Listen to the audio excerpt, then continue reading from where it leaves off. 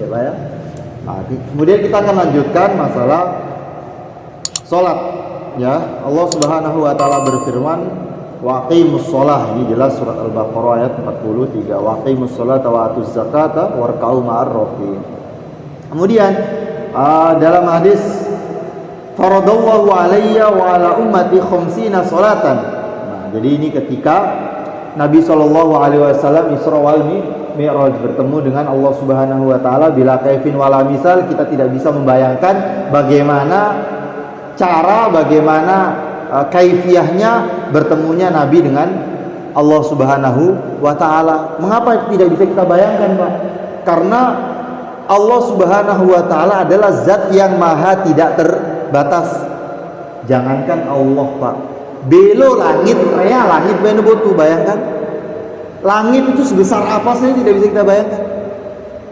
Apalagi Allah Subhanahu wa taala. Jangankan yang langit yang besar misalnya,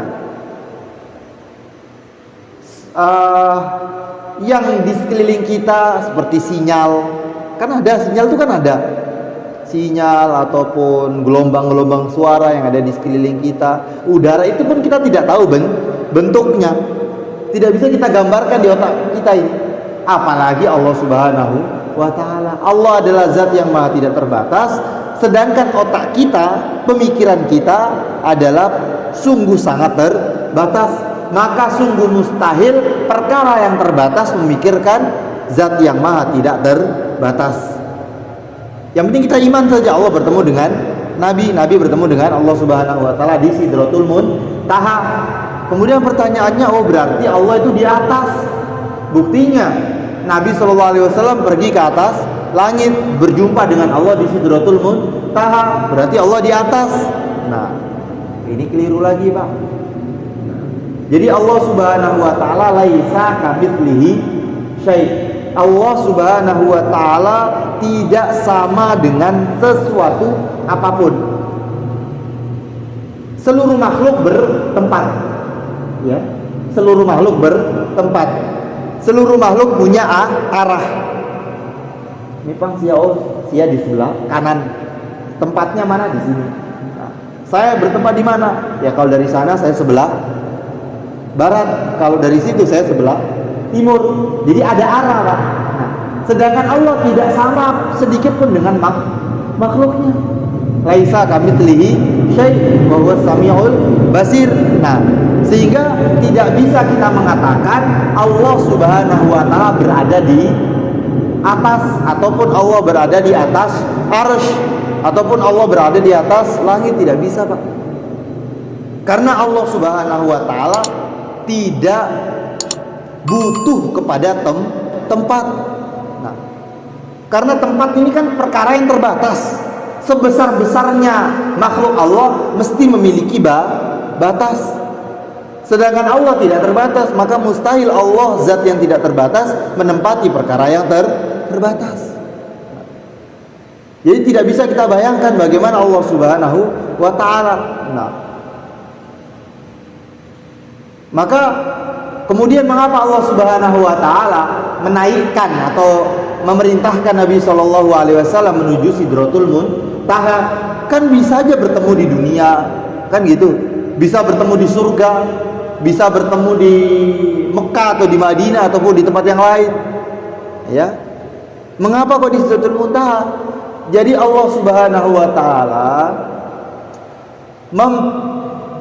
memerintahkan Nabi Shallallahu alaihi wasallam untuk menuju Sidratul Muntaha. Ini adalah suatu kehormatan untuk Nabi Shallallahu alaihi wasallam. Jadi ini adalah tempat yang mulia di Sidratul Muntaha ini.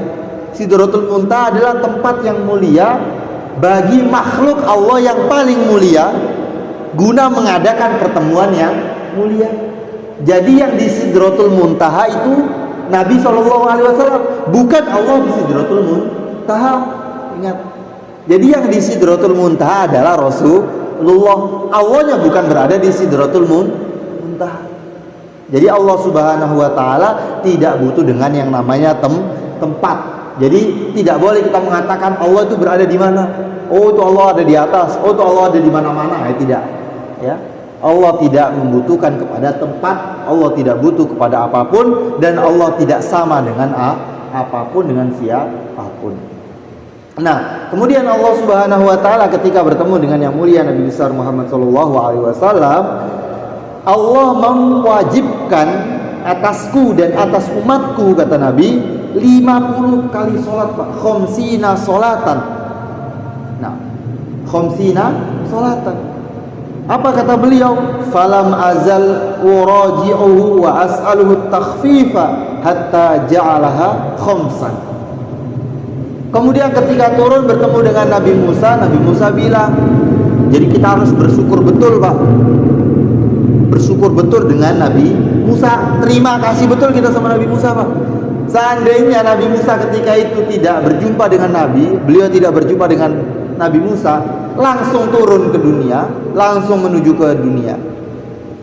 Berarti beliau membawa 50 kali sholat. Bayangkan, Pak, 5 sholat saja, 5 waktu saja, bongkang-bongkang kita.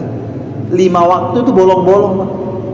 Nah, apalagi 50 waktu. Mungkin 1 jam ada 2 kali sholat minimal, Pak. Nah, kemudian bertemu dengan Nabi Musa alaihissalatu wassalam. Wahai Rasulullah, umatmu ini tidak kuat, mintalah keringanan kepada Allah. Nah, kemudian pergi lagi menuju Allah, minta keringanan, turun lagi menjadi 45. Ketemu lagi Nabi Musa, enggak kuat, masih banyak itu 45 itu. Nah, naik lagi, turun lagi terus sampai terakhir 5 kali sholat. Itu pun ketika turun bertemu dengan Nabi Musa bilang enggak kuat 5 waktu itu. Karena memang umat-umat zaman dulu tidak ada, Pak, yang sholat 5 waktu itu tidak ada. Hanya sebagian Nabi diberi 1 waktu, subuh saja, zuhur saja, asar saja. Jadi tidak ada yang 5 waktu diberikan kepada umat-umat terdahulu. Tidak kuat 5 waktu. Apa kata Nabi? Saya sudah malu ini naik turun terus ini. Biarlah 5 kali sholat saja. Akhirnya betul sekarang 5 waktu yang diwajibkan kepada kita. Dan betul kata Nabi Musa, banyak umatnya Nabi yang berat, yang lupa, yang terlalu sibuk sehingga tidak sholat 5 waktu. Nah, jadi itu ceritanya Allah Subhanahu wa taala memerintahkan Nabi SAW sholat 5 waktu. Nah, kemudian apa yang dinamakan dengan sholat? Sholat secara bahasa adalah doa. Kemudian secara syariat, secara syara, yaitu aqwalun wa af'alun muftatahatun bit takbir muhtatamatun bit taslim, yaitu segala ucapan dan perbuatan yang dimulai dengan takbir dan diakhiri dengan salam. Nah, maka sholat yang benar atau permulaan sholat itu ketika seseorang sudah sempurna mengucapkan takbir. Jadi Allahu Akbar itu baru sholat dimulai. Maka ketika sholat berjamaah, makmum tidak boleh takbir kalau imam belum selesai takbir. Jadi ketika imam Allahu Akbar, barulah makmum Allahu Akbar. Jadi tidak boleh makmum ketika imam baru Allah, baru makmumnya juga Allahu Akbar. Tidak boleh, Pak. Kenapa tidak boleh? Karena imam belum sholat ini, belum mulai. Karena takbirnya belum selesai. Nah, ini yang sering di tempat kita ini, Pak. Kalau di rukun-rukun yang lain, misalnya ruku berbarengan dengan imam, ataupun bahkan imam belum ruku kita sudah ruku duluan, ataupun imam belum bangun i'tidal kita sudah bangun duluan, ataupun bareng bangunnya bersama imam, ini masih dimaafkan, Pak. Masih dimaafkan, tidak menjadikan sholat kita batal. Tapi kalau masalah takbir, jangankan mendahului imam takbirnya, berbarengan dengan imam saja tidak boleh. Jadi betul-betul ketika imam Allahu Akbar, nah baru namanya sholat. Baru imam ini menjadi imam sholat, barulah kita boleh mengikuti. Tapi kalau ketika Allah, ini imam belum selesai nih, ini belum dijadikan, imam belum sebagai imam. Nah sehingga ketika kita Allahu Akbar sebelum dia selesai mengucapkan akbar, berarti kita mengikuti siapa sholatnya, kan begitu, mengikuti orang yang belum selesai takbir, mengikuti imam yang belum jadi imam. Nah itu kalau masalah takbir. Jadi betul-betul diperhatikan, jangan sampai kita takbir sebelum imam selesai mengucapkan takbir dengan sempurna. Kemudian kewajiban sholat, ya, kewajiban sholat ini adalah kewajiban yang muwassa'an, ya, kewajiban wujuban muwassa'an. Apa itu amal agama? Ini ada yang namanya wajib muwassa', ada wajib mudhoyak, ya. Kewajiban yang mana kewajiban itu tidak menganjurkan kita langsung mengerjakan, ya, itu namanya wajib muwassa', kewajiban yang waktunya longgar. Akan tetapi jelas orang yang mengerjakan di awal waktu itu lebih utama, lebih banyak pahalanya daripada orang yang mengerjakan di akhir waktu. Akan tetapi secara istilahnya bayar utang, secara bayar utang, yang penting dia ada di waktu itu, dia sholat sudah gugur kewajiban. Nah tapi otomatis pahalanya jelas lebih sedikit dan lebih kurang daripada orang yang sholat di awal waktu. Itu namanya wajib yang waktunya dilonggarkan. Seperti sholat ini Pak, sholat zuhur waktunya ketika matahari sudah tergelincir, ya, bisa jam 12 tepat matahari tepat di atas kita, ini belum waktu sholat Pak. Ketika sudah tergelincir sedikit matahari, nah barulah Allahu Akbar, tit. Nah beling jam deh tak, walaupun kakak dia kenang jam tak. Nah jadi seperti itu. Jadi waktu yang luas, sedangkan amalannya itu sangat singkat. Waktu sholat zuhur mungkin 3 jam lebih, misalnya mulai jam 12 lewat 20 sekarang, ya, atau lewat 19 sekitar itu. Nah sampai jam 3 lewat 40-an, itu kan mulai jam 12 sampai jam 3, ada 2 jam lebih, ada 3 jam lebih waktu sholat zuhur. Sedangkan sholat zuhur hanya berapa menit? 5 menit Pak. 5 menit, ya 6 menit 7 menit lah kalau yang lama. Nah maka ini namanya kewajiban yang muwassa'an. Kita tidak dituntut harus langsung mengerjakan. Boleh nanti jam 1 bisa, jam 2 bisa. Ini bisa dalam arti kita sudah menunaikan kewajiban. Akan tetapi kalau kita lihat tarik mengenai kewajiban berjamaah, beda lagi nanti Pak. Ketika seseorang di suatu kampung, ya, di suatu kampung, maka hukum sholat berjamaah adalah fardu kifayah. Ini menurut pendapat yang utama dalam mazhab Syafi'i. Sebagian pendapat itu sunnah muakkadah saja. Sebagian pendapat tidak, itu fardu ain sholat berjamaah. Kenapa? Karena Nabi dulu pernah mengumpulkan pemuda untuk mencari kayu bakar guna membakar rumah-rumah orang yang sholat di rumah. Maka dari hadis ini sebagian ulama menghukumi sholat berjamaah adalah fardu ain sebagaimana sholat Jumat. Nah tapi sebagian ulama lagi dalam mazhab kita, mazhab Syafi'i, tidak, sholat berjamaah itu fardu kifayah. Kenapa? Karena Nabi juga pernah bersabda, tidak ada suatu kampung, masyarakat di suatu kampung yang mana kalau tidak ada yang berjamaah, nah kalau tidak ada yang berjamaah, maka satu kampung itu akan disiksa, satu kampung itu akan dituntut. Nah menunjukkan berapa saja kalau ada jamaahnya, maka yang lain tidak dituntut harus berjamaah. Akan tetapi kita harus perlu tahu yang namanya fardu kifayah itu tidak cukup misalnya 2 orang saja misalnya. Ya. Mas, ini kan kaki yang ini mungkin kakaknya ada 500-an lebih ya. 500 orang misalnya. Masjid dibagi 3 misalnya, ada sebagian musola. Nah, maka yang jumlahnya sekian banyak ini, ketika yang sholat itu hanya 5 orang, 10 orang, ini belum mencukupi dibanding jumlah orang yang ada di kampung. Logikanya seperti ini. Kalau ada satu jenazah mati, ya, satu jenazah mati, maka hukum mengurus jenazah, memandikan, menyolati, menguburkan adalah fardu kifayah. Kalau sudah ada orang Islam yang menunaikan kewajiban tersebut, maka yang lain gugur.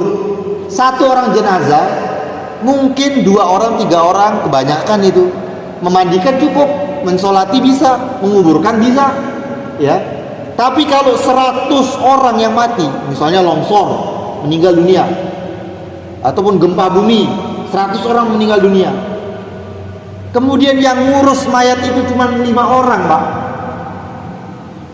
sehingga busuk, belum ngafani, belum gali kubur, cuma 5 orang, sehingga jenazah itu terlunta-lunta, tidak sempat dikebumikan, maka orang Islam semuanya itu masih berkewajiban untuk mengurus jenazah 100. Jadi kalau 100 orang mati, nggak cukup 3 orang, nggak cukup 5 orang, mungkin bisa 100 orang lebih, karena gali kuburnya, mandikannya misalnya. Nah, jadi fardu kifayah itu kalau memang sudah cukup, syiar Islam sudah tampak, maka barulah gugur fardu kifayah.